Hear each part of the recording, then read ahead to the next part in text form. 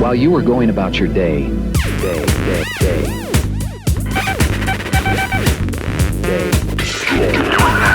Flying disc.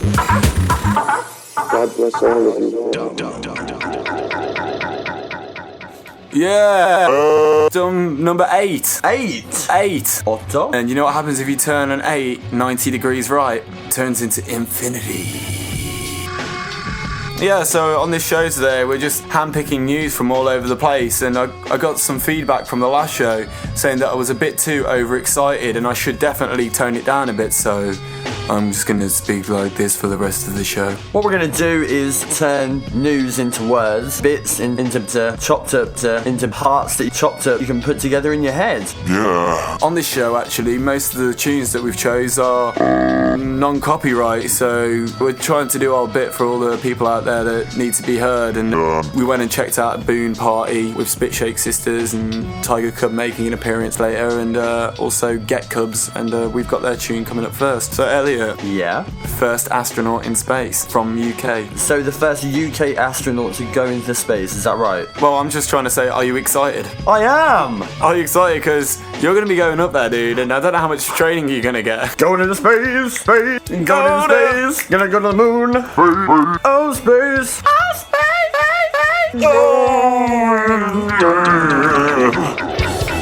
And you sat next to me, and you sat next to me. It was about 2 years above yesterday. And you looked into my eyes, and you said to me that you would hate to be in my life or in this body.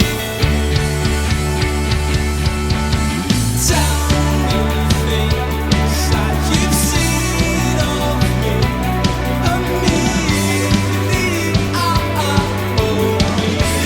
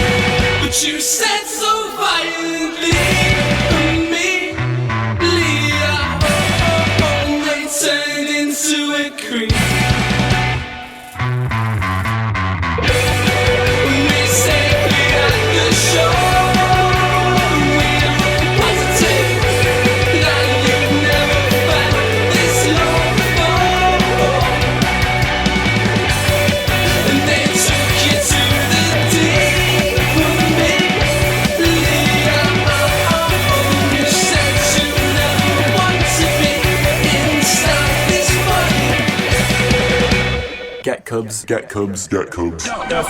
He's never had a sip sack on a howlack. You know what I mean? It's all hip hop dipped up. Wing wong, bang bong. It's lang as fuck. Make some sh. As if you're the lead singer, you should be the lead rapper. I said I do like to rap. Dad's got a coat. He lives in a moat. Never driven a boat and he likes a car, but he's... Yes, Mud Collective, you know what I'm saying, you know how we do. Burn on Trent, hang tight. I've got a little pet called Gav. He looks like a chav. He dresses really nice, but he lives in Top Man. Get Cubs. Okay, so something that's been in the news this week, a tornado hit America. It's not funny. But then some people have actually been chasing the storm and actually managed to capture it in a bottle, or many bottles, but I'm not sure. I mean, what are they going to do with it when they've captured it? Yeah, I mean, it's a pretty mean feat chasing a storm for a start, and then, finding the bottles in the right place. When the storm is in the bottle, does it just continue looking like a storm in the bottle? That's the desired outcome, but is that the actual, the physical outcome? Yeah, I mean, it's like when you went on holiday when you were a kid and you bought those bottles of sand and they had decorative images in them. I mean, I think that maybe that's where they're going to be going with them, isn't it? I mean, at Christmas you get the Christmas shakers where it's like an ornament and you give it a shake and it looks like it's snowing. I mean, is that a real snowstorm that they've captured there, or is that some sort of trickery? Because it looks really realistic. I think it depends on what kind of branding they do, because I think if you go for the higher end, yes, it is a storm.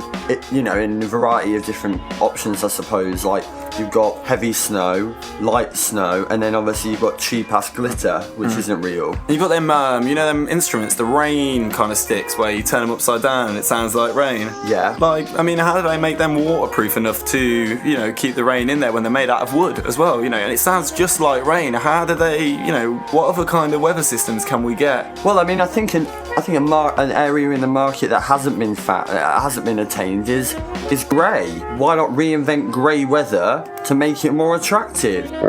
Yeah, so like overcast. Exactly. Have you seen my new overcast on the mantelpiece? Oh yeah, fuck! I want overcast! You could sell it to maybe people that have emigrated to Australia that are really sick and tired of all the sunshine, that relentless good weather. It's it really gets to you, and just sell them a bit of grey. A little bit of grey. Yeah, exactly. Or someone that has a sunny disposition, give them a bit of grey. Yeah. Even them out. Yeah, I mean, we've already got sun. Lamps have been invented so long ago, and it was quite hard for them to actually go to the sun and get a little bit of sun. Now we've got a tune by Alphabet's Heaven called Feather that he's put up for download. It's from Brighton, and check him out. I've seen him doing a few live shows. He's really crazy on them MPDs and NPCs, so check it.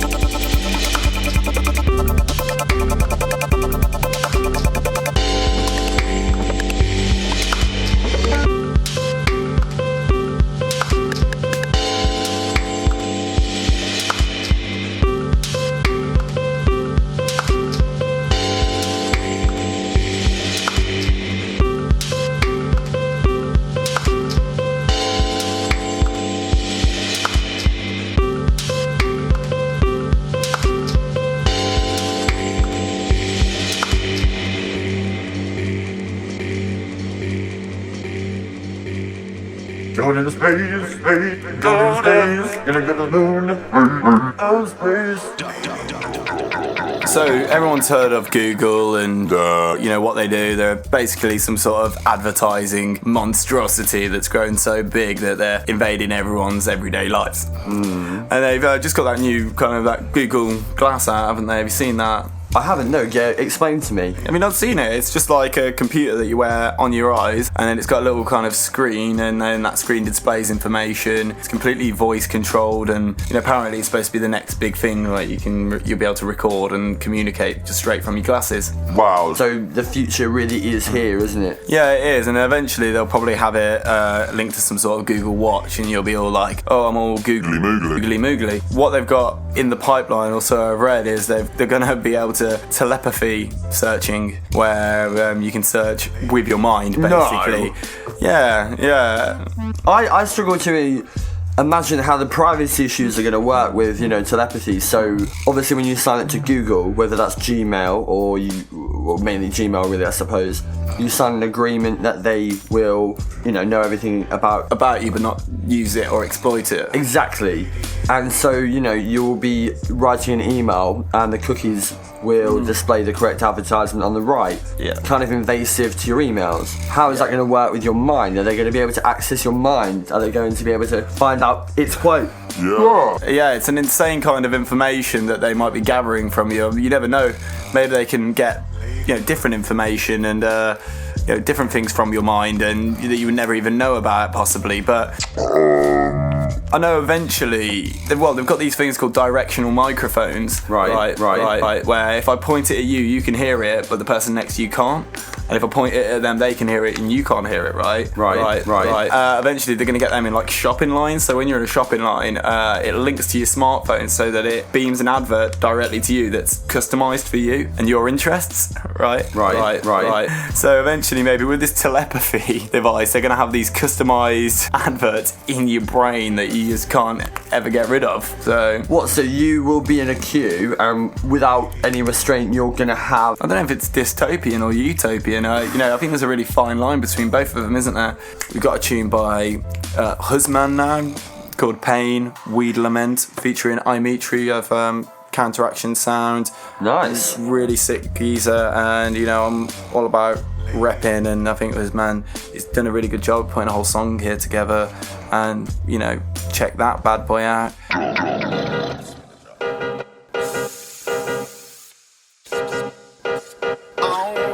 Special dedication. Ganja farmer. Ganja exporter. Ganja connoisseur. We're ill. Ganja professor. Ganja doctor. Boop. Authorities worldwide treat it like something from the gutter. The Rasta man will tell you it will raise your vibes much higher, give you the inspiration to deliver without stutter. I am just a messenger and Jah is my conductor. In this your journey man will surely not falter. Lyrical consciousness will remain my bread and butter. Certain kind of man looking like me like an atta, treating every dinner like it's my last supper. I feel pain, that's what I feel. Every time I see a plant chop down in the field, I feel pain. This is for real. Every time a helicopter circle my field, I feel pain. That's what I feel. Every time I see a plant chop down in the field, I feel pain. This is for real. Every time a helicopter circle my field. Give me the ganja, give me the Rizla, pass me the blender. Been working hard all day and I can't work no longer. In a meditation feel like writing 2 chapters. But as I man sit down to deliver my scripture, I hear overhead the dreadful sound of helicopter fixing to come down on my plantation like fire. As I was getting ready to make my way higher, Babylon spot my feel, I hear cheer and laughter. They're chopping down my trees like it really doesn't matter. Months I've been slaving, hoping to retire. The discipline and dedication my ganja require. All my dreams are wasted out to tell the supplier. Yes, I shouldn't tell them about the bigger field of fire. This is just the norms and I won't even perspire. I have their head spinning like that in a spin dryer. Every time they try and shoot Rasta, it misfire. I feel pain, that's what I feel. Every time a plant get chopped down in the field, I feel pain. That's what I feel. Every time a helicopter circle my field, I feel pain. That's what I feel. Every time I see a plant chop down in the field, I feel pain. This is for real. Every time my helicopter circle my field, I feel pain. That's what I feel. Every time I see a plant chop down in the field, I feel pain. And this is for real. Every time my helicopter circle my field, I feel pain. That is for real. Every time I see a plant chop down in the field, I feel pain. That's what I feel.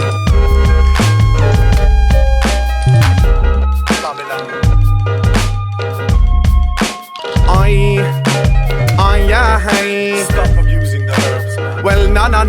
Never hears the healing of the nation. Go ask your doctor. Well, no. All no. Hustle. Counter action. As part of the DUM Podcast, we went to the launch of a magazine called Boon.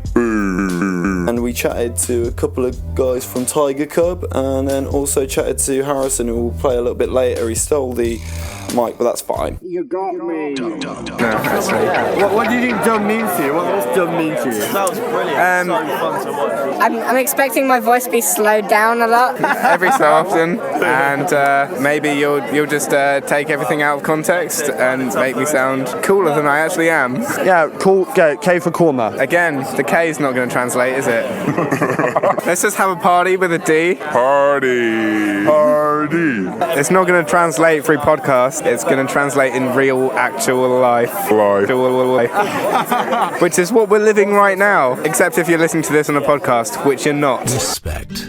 That was James, the drummer from Tiger Cub, and now for the lead singer guitarist Jamie. Hello, I am Jamie Hall, and I am a really tall northern dolphin. Yeah, like I lie down at night and I dream of dolphins, and I'm not afraid to admit that. Dolphins, they live in water, so that means that they can't lie on any side of the bed, and that means that they just exist. Dolphins, and that's exactly how I feel tonight. Over to you. Dolphin sleeps obviously one side at a time so it doesn't drown. I mean, how do you find that when you're sleeping? Well, like dolphins. A dolphin ejaculate through one hole. So like, all I've got to say is like, just keep it real and follow the troops. What's it like to breathe through one hole and speak through another? It feels really good. It feels kind of like monotone, like it feels like you're rhyming with your own feet, and that's about it. Dolphin, they use their flippers as feet just like we use our legs as flippers. Well, look, dolphins cannot masturbate, so like all I've got to say on that is dolphins like a shit. Respect. So for all you nationalists out there, I know this is an international podcast with a listening base that goes far beyond the island of which we live. Yeah, but Britain had some good news this week. I know we usually have a lot of bad news, but we had some good news this week. We're having our first astronaut go to space. Dum. And so, Elliot, you're the one who was picked for that. I'm so proud of you. I'm actually really humbled about it. I was a little bit stuck for words, but I think I've got it down now. So I got over the hurdle of the fear of getting up there. Basically, there was this game on the internet where you've got to put your name in if you do want to actually go to space. And I was like, I don't know, it'd be well funny if Elliot went to space and then he could record the podcast in space, and that would be really, really good. And it actually turns out that he won. We looked at the live draw, names in hats, just put his name in the hat, call it Elliott-Caranci Finch, or also known as Biro Muff. I was going to say, I mean, do you know much about space? I know it's black, and I know Stephen Hawking has a lot to do with it.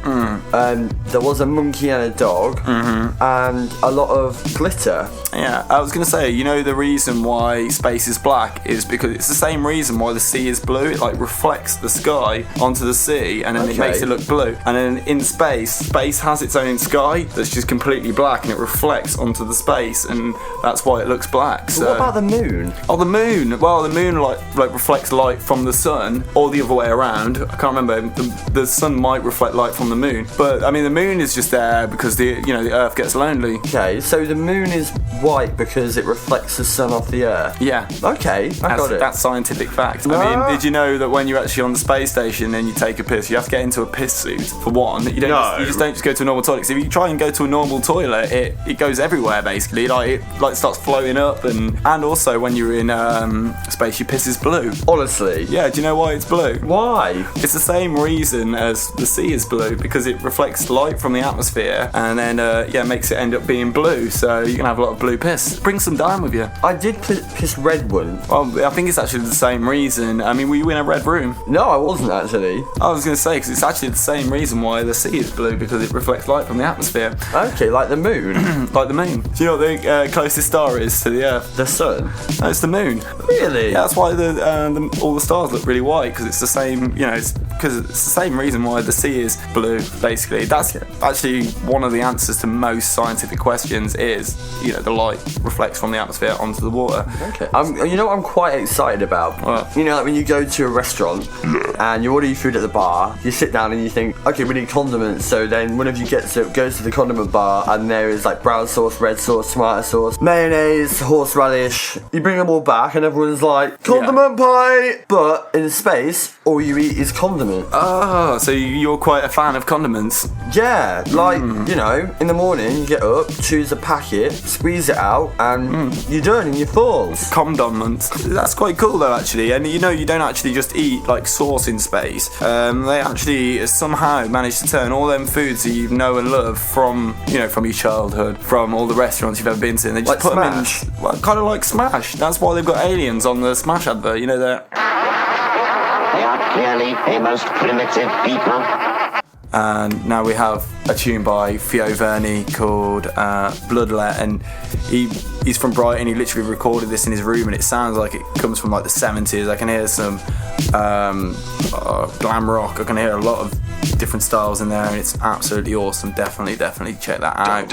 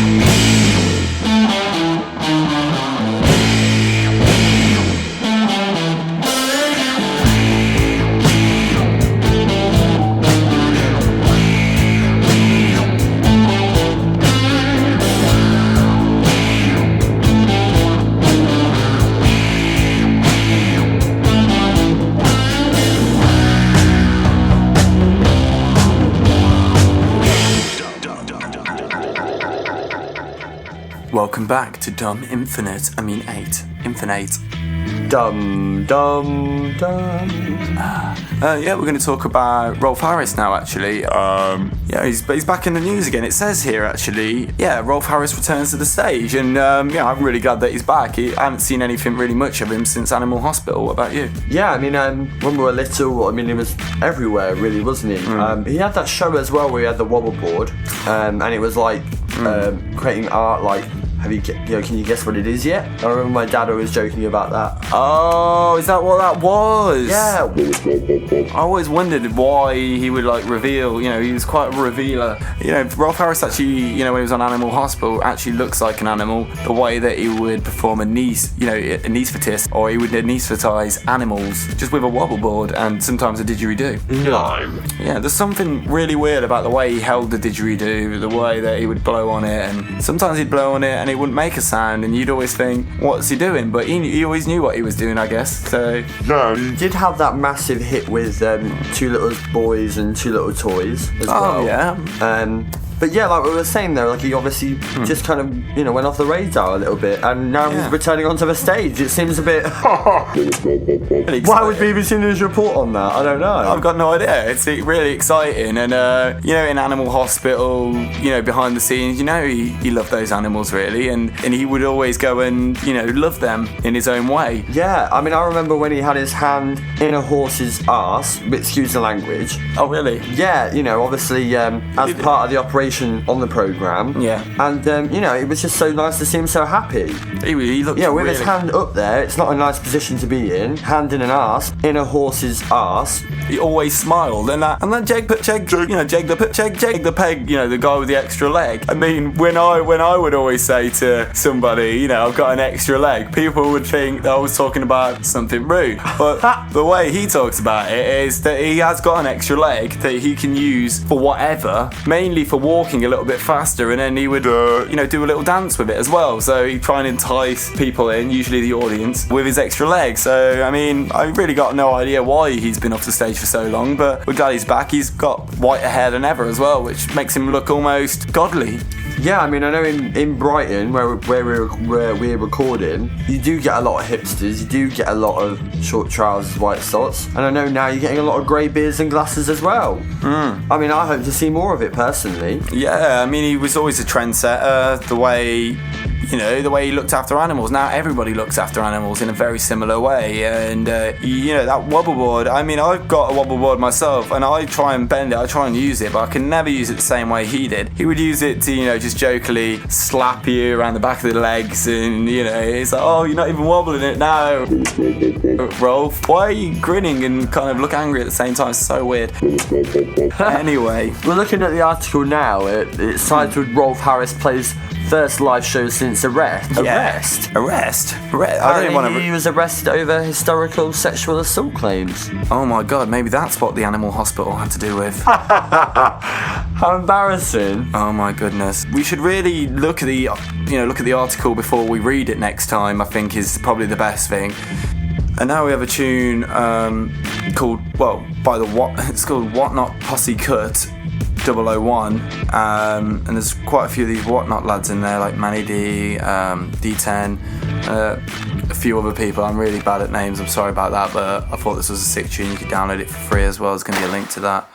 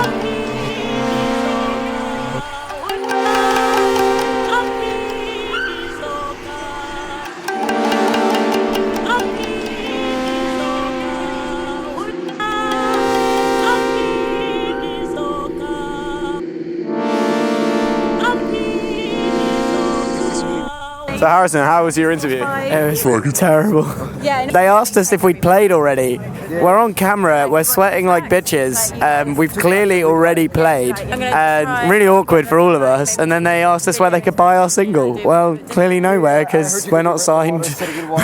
We're pretty much nobodies, and we don't want you to listen to our music. They asked us, they were like, well, you're clearly all boys, so you're not sisters. I was like, well, how do you not know? How do you know that? And then Stephen chimed in with post-op, and that was it. And so, Vegas, how did the interview go in your opinion, expert opinion?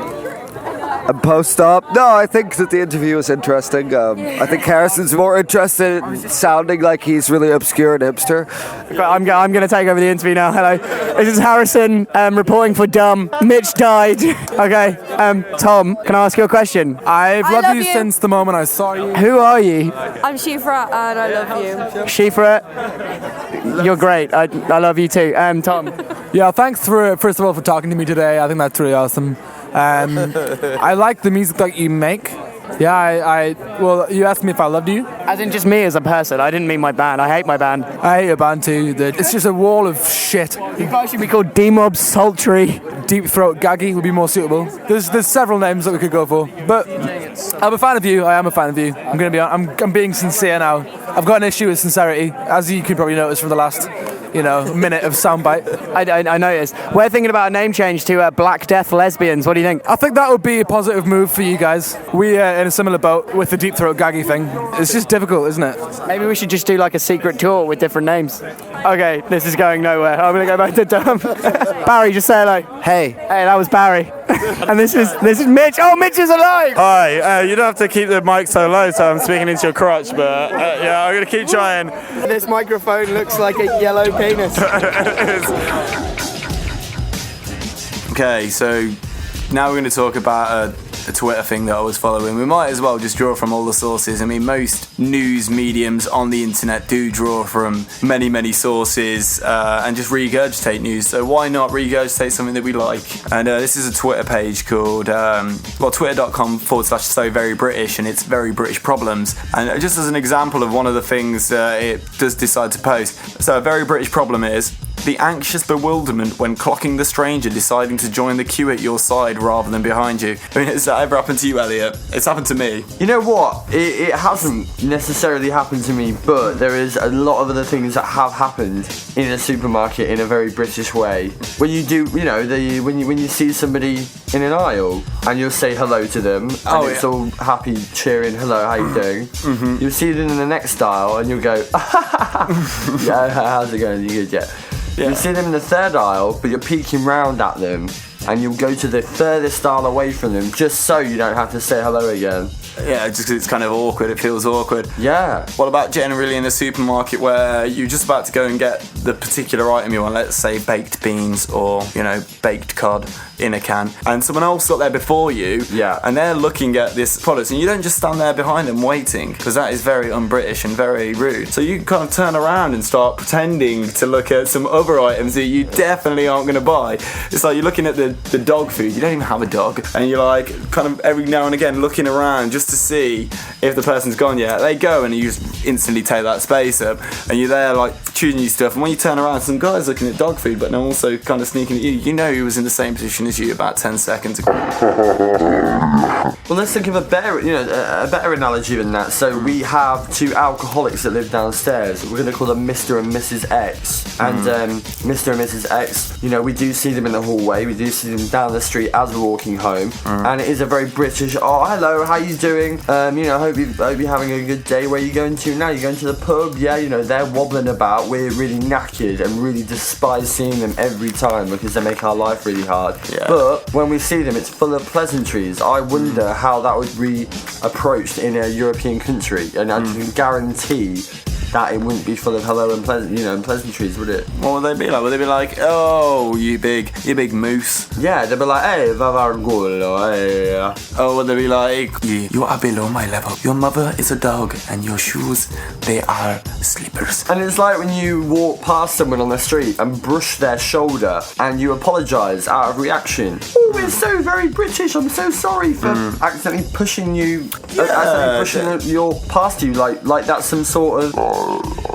Do you know what? I actually only found out about 3 weeks ago that when people were saying sorry after brushing into me, they didn't actually mean it. It was like almost like sarcasm. That's disgusting, isn't it? Like, you know, oh, sorry. Oh, that was really nice of them. Oh, nice one. Exactly, and I was at the bus stop the other day. It isn't very often I get a bus, and an old man comes up to me and asks me if I wanted a bit of his lollipop. And I thought, well, fuck this shit. Of course I'm gonna have some lollipop. So I had some of it, and the woman next to me told me that was very uncouth. What the hell? I know. That's not even a compliment. She should have said, oh, that was really great of you, what you did there, like a British person. But yeah, I mean, I don't regularly get offered a lollipop by anybody. Brown lollipop.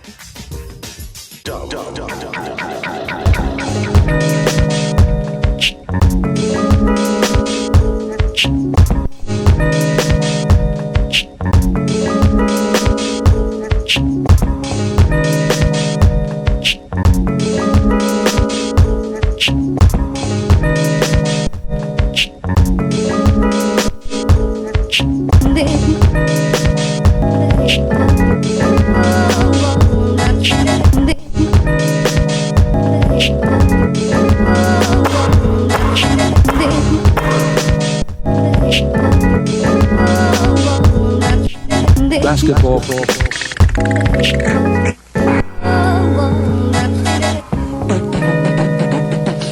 In his corner, we got Dr. Dre.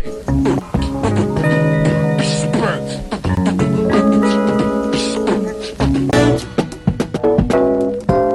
Well, that's a technical foul. The second time an illegal defensive call is made, it's a technical.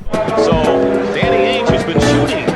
Interestingly enough, Larry Bird was the free throw shooting champion this year, but Ainge has been shooting the tees lately. We have not seen any tempo in this game.